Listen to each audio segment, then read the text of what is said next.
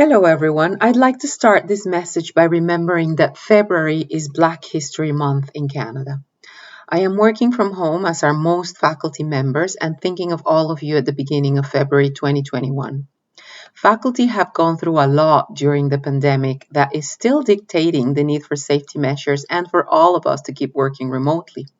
I would like to take this chance to reflect on the incredible amount of work and challenges that faculty members have endured in adapting to teaching students remotely. It is so important to acknowledge that this has been and still is a really tough situation. It has been hard in terms of the investment of time and effort in teaching students in a very different way, and also in other ways. For example, not seeing other people in person, not being to say hello and have casual conversations in the university areas, rooms, coffee places, and corridors. And it is painful to see days start and finish at times without leaving our house. I was reading the other day about how this pandemic has left us in a state of loss.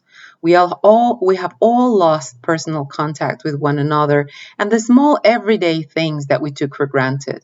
This loss means that we all feel a little bit of grief, and it is so important to allow those feelings to emerge and flow through us rather than push them inside and try to ignore them.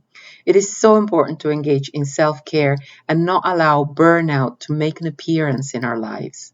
I've heard so many faculty about being so overwhelmed and on the verge of burnout. So it is so important to sometimes stop, take time to rest. And this may mean allowing some things to go unattended and prioritizing the essential. Do not sweat the small stuff. I want to acknowledge all faculty members in your efforts at keeping the morale high and towards serving students and knowledge creation. I would like to invite all of us to engage in some form of self-care, anything that may help you go through this difficult time in consideration of your own well-being.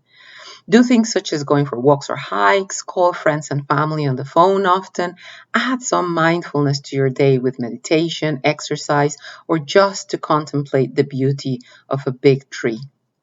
At TRUFA, we would like you to know that we keep working for all of our members and that we keep looking after your interests in the workplace. The provincial government has started to roll out vaccinations and we are moving along with the academic year. TRU has announced limited on-campus activity for the fall, all within provincial and health authorities' orders. During this transition, TRUFA will continue to work with TRU to ensure a safe environment for all faculty. We urge all faculty to be involved in the consultative process being led by Donna Murnaghan to ensure that your voice is heard about how to provide the best educational opportunities for our students this fall.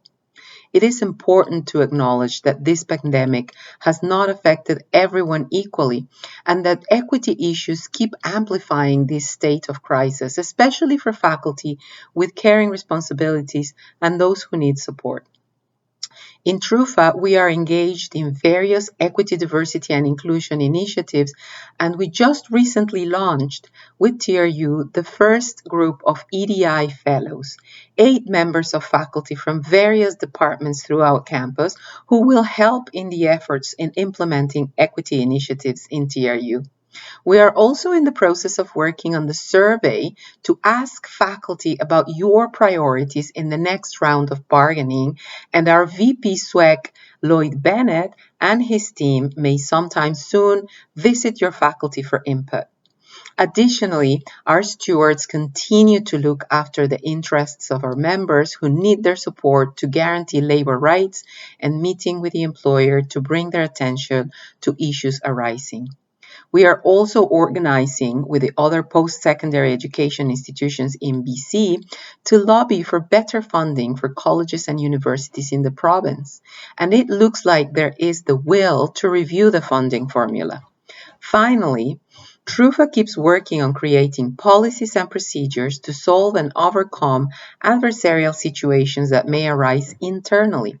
For example, we are in the process of writing a conflict resolution and restorative justice program internal to TRUFA.